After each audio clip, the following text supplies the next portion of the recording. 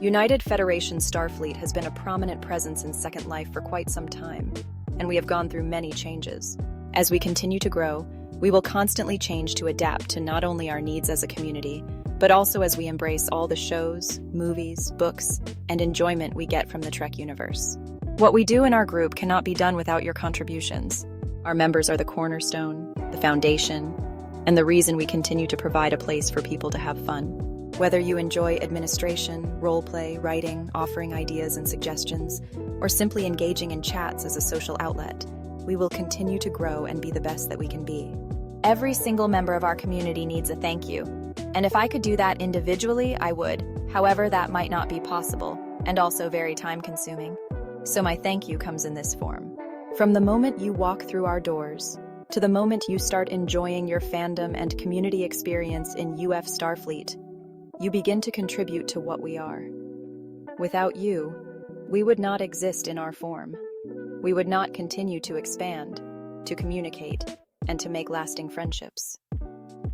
So, as Commander-in-Chief, I wish to convey my thanks. Thank you for your support, your challenges, ideas, suggestions, and most importantly, thank you for your time. We as a community will continue to be the best that we can be, and I will continue to serve you for as long as I am able.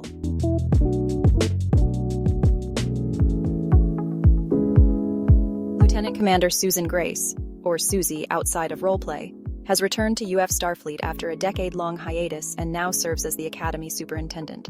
She first joined UFS in 2011, took a break to raise her family, and rejoined in late 2022, where she's since held roles in operations, personnel, and now the Academy. Under her leadership, the Academy has seen significant changes this year. One of the first major projects was to completely overhaul the outdated branch intro classes, a collaborative effort that involved branch commanders and numerous others across UFS. With this project now complete, the new classes better reflect the current operations and goals of UFS. In addition to the branch intro classes, the Academy has introduced about 30 new classes to the curriculum in 2023 alone, thanks to the hard work of 7 talented class developers. Susie's vision for her tenure is clear: to align everything the Academy offers with the UFS priority of Star Trek roleplay. From online classes to in-world simulations and advanced programs, her goal is to equip members with the knowledge and resources they need to enrich their roleplay experience.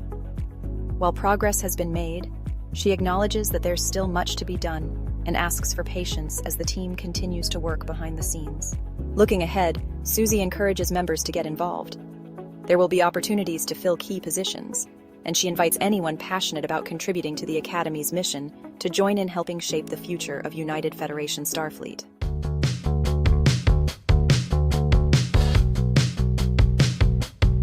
"2024 has been a year of significant progress for the UF Starfleet Marines. The Corps have collaborated with the Academy and ADSB to improve the Academy experience and revitalize our aerospace division. 3 new classes, MBT 101, Explosive Ordnance Disposal 101, and the Field Medic, have been added to the Marine College. These courses highlight the Marines' vital role in the fleet and offer valuable training for roleplay. Exciting news for our flight enthusiasts. The Valkyrie has been redesigned to meet the fleet's current needs. The new Block 4 Valkyrie is faster and stealthier, ideal for reconnaissance and first strike missions. It's already received positive feedback from Marines and ship COs, and the Corps is developing new courses around its use. Finally, the monthly Marine Reservist program continues, offering members the chance to roleplay as Marines battling the Nekrit Scourge. With the Scourge preparing for a renewed offensive, the fleet will soon be called upon to defend UFS once again.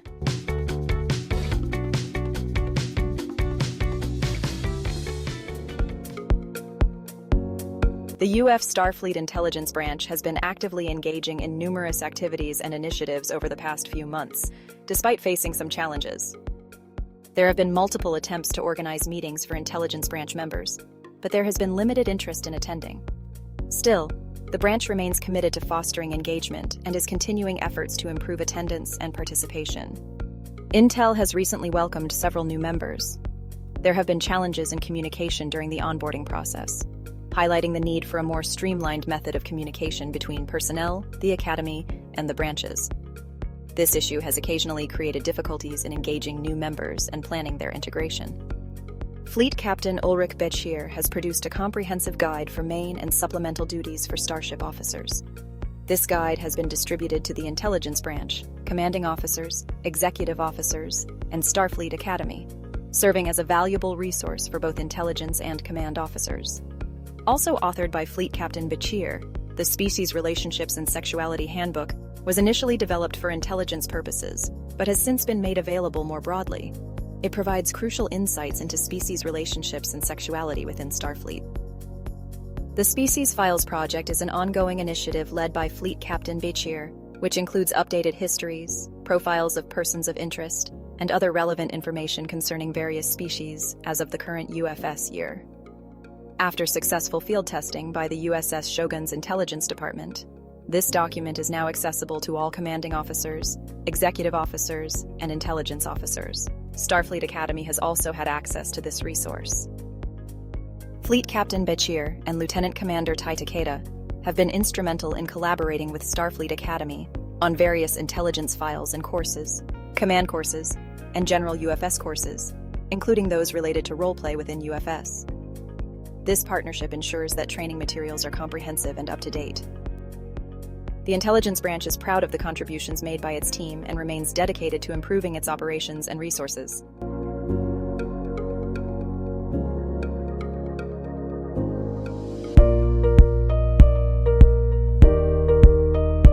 United Federation Starfleet Science Branch now has its own NPC vessel and is role-playing weekly.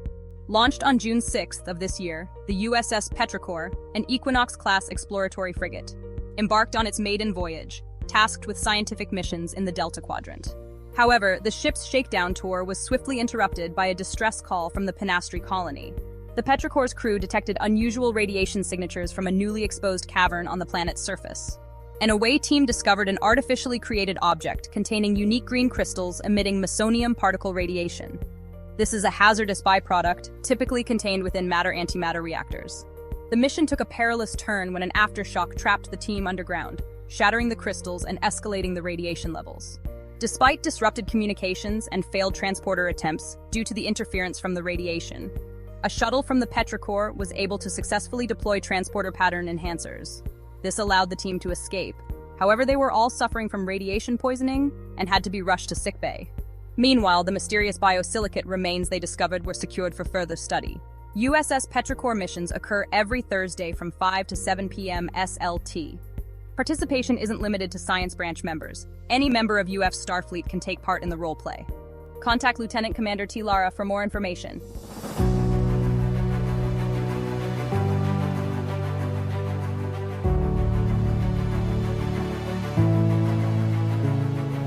It has been a very eventful year for the USS Thor, with the last 12 months flying by in the blink of an eye. During this time, the crew moved to a new permanent home in Second Life and welcomed a new version of the ship, while also bidding a fond farewell to a long-standing crew member, James Williams. His presence will be greatly missed, and the crew wishes him all the best in his future endeavors. Recently, one of the Thor's longest-serving crewmates, Cyrena Rowley, stepped up to take on the responsibilities of executive officer. This promotion has been a long time coming, and the crew is confident that she will excel in her new role. We have also completed 2 long-running and epic storylines. In the first, the Thor was pulled out of the known galaxy and faced off against an ancient race called the Mika, who aimed to use the ship and her crew to return to their space and subjugate all life. Through engineering ingenuity, clever tactics, and a timely intervention from an old enemy, the crew managed to thwart the Mika's plans, though it came at a high cost. In order to stop them, the Thor had to be destroyed. Upon returning home, there was little time to rest, as the crew adjusted to life aboard the new USS Thor-A. Even now, many are still finding their way through the ship's labyrinthine corridors. In the second storyline, a case of mistaken identity led to the ship's medical officer, Evangeline, receiving an artifact of unknown origin. This incident sparked a wild adventure that began as a crime caper and quickly morphed into a murder mystery and treasure hunt. It took the crew across multiple planets, involved numerous shootouts, a brief stint behind bars for some, and even a run-in with the Romulans. The story reached its climax on a mysterious planet, where the Romulans learned the hard way to be careful what you wish for. As for what lies ahead for the USS Thor and her crew, no spoilers.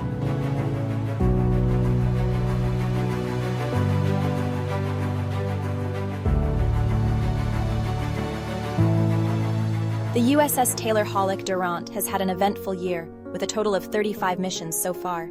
The crew's dedication and camaraderie have made every one of them a memorable experience. The USS Durant proudly participated in the American Cancer Society's Relay for Life, contributing to a noble cause and demonstrating their commitment to community service. On March 29th, they celebrated the 12th anniversary of the USS Durant. This milestone was a testament to their enduring spirit and the strong bonds they've formed over the years. They look forward to many more years of adventures and achievements. Every Saturday at 9 a.m. SLT, the crew of the USS Durant gathers for their weekly adventures. These sessions are filled with excitement, creativity, and the joy of shared storytelling. The camaraderie among the crew is palpable, and they truly think of each other as family. Each member of the ship's crew brings unique skills and personalities, contributing to the success and enjoyment of their missions. Lieutenant Sandra Lacrima is known for her beautiful artistic photos of each mission, capturing the essence of the ship's adventures. Commander Qwerty Quay composed a song about one of the recent story arcs, showcasing the creative talents within the ship's crew. As the first officer, Fleet Captain Hal Jordan is invaluable, handling administrative duties efficiently and supporting the crew in every way possible. The Durant has had many memorable missions this year. In Norsemen in Norway, they were pulled into a naturally occurring vortex and found themselves among Norsemen in 931 AD. This mission was both thrilling and educational. Another vortex adventure took the ship to Woodstock in 1969, where they experienced the iconic music festival firsthand. These story arcs were particularly exciting and fun for the crew. Ship's missions begin with an outline created by the captain, providing essential information. The roleplay then unfolds with the crew adding twists and turns, enriching the story with their creativity. It's a dynamic and engaging process that everyone enjoys. The USS Durant is more than just a starship. It's a community of creative, supportive, and talented individuals.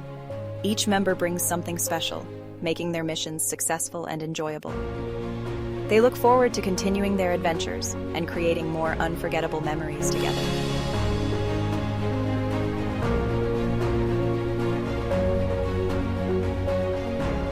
Under the command of Fleet Captain Ulrich Bechir, the USS Shogun, a Gagarin-class vessel, embarked on a critical mission into former Borg territory in 2424 to investigate rumors of Borg technology and sightings of ships reminiscent of Borg designs. The Shogun crew seeks to unravel the mysteries surrounding the disappearance of the Borg and the technology they left behind. On Stardate 24-0609, the Shogun received a faint distress signal from the missing runabout, USS Lomami, originating from the remote Class M moon Elphewa, orbiting the gaseous planet Andonato 4. 3 teams were dispatched to the moon's surface to locate the runabout and any survivors. Following this, on Stardate 24-0616, the crew worked tirelessly to repair the Shogun and successfully tested the quantum slipstream drive. Their relief was short-lived, however, as they soon intercepted a distress call from the Solaris, a Federation private freighter. Upon arrival, they discovered that the ship was not entirely Borg, but incorporated some Borg technology. Their investigation was interrupted by the Dukree. After a tense encounter, the crew brokered a peaceful resolution, retrieved critical data, and departed with the information and items they needed for further study. On Stardate 24-0630, the Shogun resumed its exploration activities. The crew conducted a 20 light-year scan radius and focused on mechanical and DNA evidence analysis. During this mission, they encountered an intact but inert ship. After boarding, the alien vessel disabled their weapons, transporters, and universal translator, and initiated a self-destruct countdown. The crew managed to collect additional DNA and mechanical information, escaping before the ship exploded. There was minimal damage to the Shogun from the shockwave. Subsequently, on Stardate 24-0707, the mission Periculum took place. Following the explosion of the unknown ship, the Shogun remained at impulse speed to facilitate ongoing repairs. During a sector grid search, they discovered components from a strange ship class using Borg technology, including a power relay unit and a cloaking device. A hierarchy vessel, Overseer class, commanded by High Commander Jorvik, claimed the items. A diplomatic discussion ensued, leading to an agreement to share the spoils and information, fostering potential future diplomatic opportunities with the overlookers. On stardate 24-0714 in the Haranok Zar sector, 009D, the Shogun followed leads surrounding the strange vessel. They thoroughly mapped the sector, encountering several ruined planets containing Borg remnants. The crew's primary interest was the Genelin Marriott Hotel, near the Genelin Dyson. The hotel experience was harrowing, marked by malfunctioning robots and alien infiltrations, resulting in a traumatic ordeal for the crew. Continuing their exploration on stardate 24-0717, the Shogun tracked a residual signature from the unknown species, leading to an unpopulated Krenim ship. The crew obtained valuable temporal shielding information before disposing of the alien vessel. However, a Kazan Katok attack resulted in severe damage to the Shogun, leading to an impending warp core breach. Ensign Asiago Swiftwhisker sacrificed his life to prevent the breach, saving the ship and crew. In his honor, the nebula in Sector Block 13 was named the Swiftwhisker Nebula. Finally, on stardate 24-0804, the heavily damaged Shogun hid in a nebula while repairing major systems. The crew's morale was low due to the loss of Ensign Swiftwhisker. Utilizing the Picard maneuver, the Shogun eluded Kazan search parties and restored the quantum slipstream drive before returning to Tranquility Station for comprehensive repairs. The crew was granted shore leave, and Fleet Captain Bechir oversaw repair efforts while contacting Swiftwhisker's family regarding his passing. Throughout these missions, the Shogun's crew has demonstrated remarkable resilience and adaptability, navigating complex engineering challenges, hostile encounters, and delicate diplomatic situations.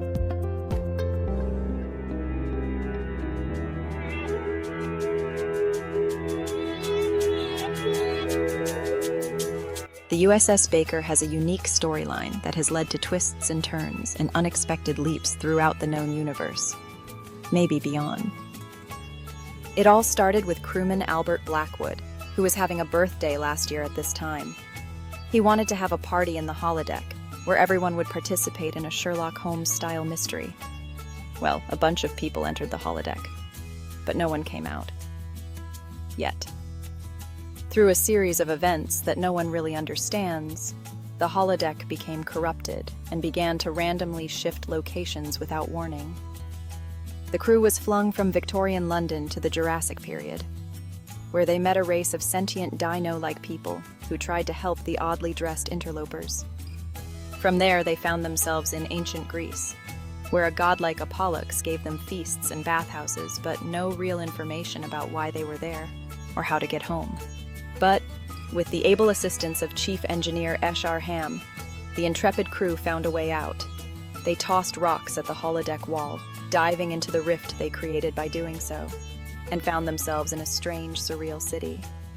Hungry and thirsty, they searched for food and a way out, only to meet some gray-skinned aliens who, unfortunately, were just as lost as they were. Not only that, but the pair had no spoken language and appeared to find the act of speech to be offensive.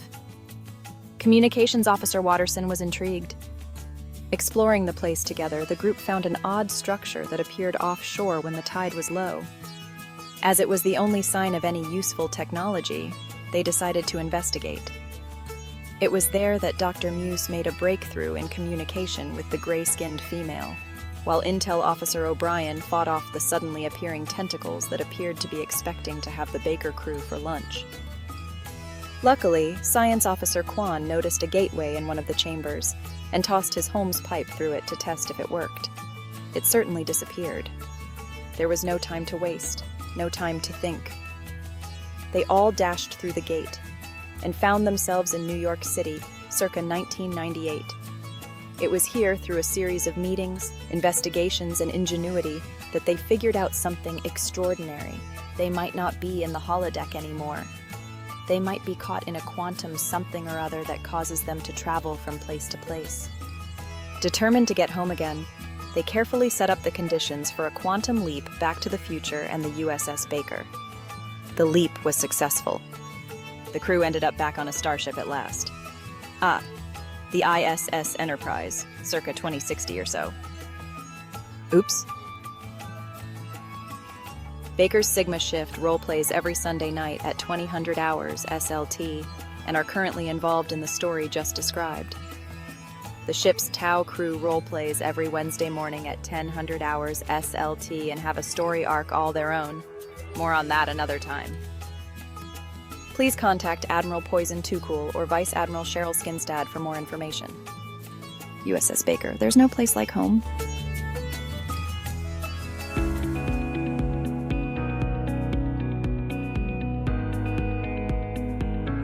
In June 2024, Commander Erica Lancetti joined as Vice Chief of UFS Starfleet Communications, bringing a helpful and eager attitude that has greatly enhanced the department's operations. Under her co-leadership, the Communications Department, which encompasses various subdivisions, continues to promote and enhance UFS visibility and engagement. Commander Cordy Quay, as Greeter Coordinator, has revitalized the Greeter program by introducing the UFS Help Desk kiosk, as well as a Greeter Manager System tool and manual. The team, including Lieutenants Azure and Merrick, welcomed 160 visitors to the Pinastri Welcome Center in August alone, totaling 1,175 visitors this year to date. The Promotions and Marketing Department actively promotes UFS on social media, creating and posting graphic designs and maintaining an active presence on platforms like Twitter, Instagram, Flickr, and the UFS Forum. Fleet Captain Hal Jordan manages the UFS blog, effectively informing the community about real-life science and space advancements through well-curated content on topics like U.S. West Coast megaquakes and NASA's Lunar Return program. Co-captains Admiral Poison Toocool and Fleet Admiral Kermie Mistwallow lead the UFS Metamorphosis team in Relay for Life events, earning accolades for their campsite and educational efforts during the Relay weekend. The UFS Honor Guard, enriched by new classes and drills developed by Lieutenant Commander Susie Grace and Admiral Poison Toocool, continues to play a vital role in ceremonies, including the Luminaria event at the annual Relay Weekend in Second Life. From January to August, the UFS events team organized 18 diverse activities, ranging from the Klingon Day of Honor to the romantic novels Romance Fest. This demonstrates a robust commitment to community engagement. Captain Greg Escherham, along with other dedicated volunteers, has been pivotal in these efforts, with new initiatives planned to focus more on Star Trek and real-life holiday events moving forward.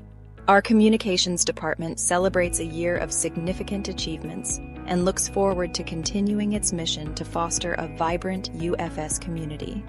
Upcoming events: Cosmic Rift theme, Star Trek Day, held at Pinastri HQ in Second Life on Friday, September 13th from 1900 to 2100 hours SLT. Halloween Party, theme Rocky Horror Picture Show, held at Pinastri HQ in Second Life on Friday, October 12th from 1900 to 2100 hours SLT.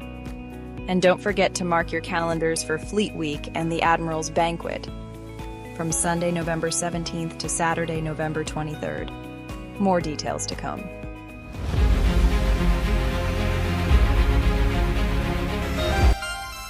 Here we are, you and I, members of a very special organization, United Federation Starfleet, a tribe of people who like Star Trek and like roleplay, and have come together to develop everything that is needed for weekly episodes on starships or stations, whose crew goes on exciting adventures that they write together in real time. Those moments when we are inspiring each other and incorporating each other's ideas and seeing the story flow out into local text are really sublime. There's nothing else like it. Instead of being a passive participant and watching a show or movie that other people have created, we walk through a three-dimensional environment as characters, and we are part of the show. I'm always fond of saying a captain is only as good as their crew. When ships excel, it's because of the people who show up every week and give their time and energy to the mission and to their crewmates. Their logs reflect the amazing storytelling that occurs in this fleet on a consistent basis, and that is something to be proud of. Then there is administration. I've heard it said that UFS is all about red tape, and while that might have some truth, at the same time, there are a myriad of tasks to be done. Someone wrote the recommendation for an award or promotion this month. Someone processed that recommendation. Others voted on it. After it is presented, someone will add it to the member's service jacket. Someone will update a ship or station MSR with the new promotion date and rank. If you take a class, someone researched it and wrote it. Someone edited it and uploaded both lecture and exam to Moodle in what is a very tedious task that requires care and accuracy. After you pass it, someone records the class completion and adds it to your service jacket. There are hard-working Academy mentors whose job it is to reach out to new members and help them to learn the ropes, get their uniforms, and give them answers to questions. If you go to an event, someone planned it, someone is there hosting it, someone is playing the music, someone built the set and/or decorated for the theme. The uniforms you wear were painstakingly created by someone and then had to be placed in over 30 scripted vendors set to the applicable group so you could obtain them. And, let us also remember, the ship or station you roleplay on was designed and built by someone, and the land on which it sits is provided by someone. Some may look at this and call it bureaucracy. I call it community. Just like any captain needs a crew for a ship to function, so this organization needs staff in order that we may operate effectively. UFS Starfleet needs everything from greeters willing to be here at Pinastri to talk to visitors, to Academy mentors to assist new members to find their way, to event planners and graphic designers, to writers and photographers, to branch commanders, to administrative personnel, and Academy instructors. Like a ship that cannot go boldly without an intrepid crew to man the helm, so too UFS cannot go forward without members who volunteer to help make our community vibrant and keep our dilithium crystals aligned. I thank you all for your membership in this community and for all the ways you contribute to keep it alive and functioning.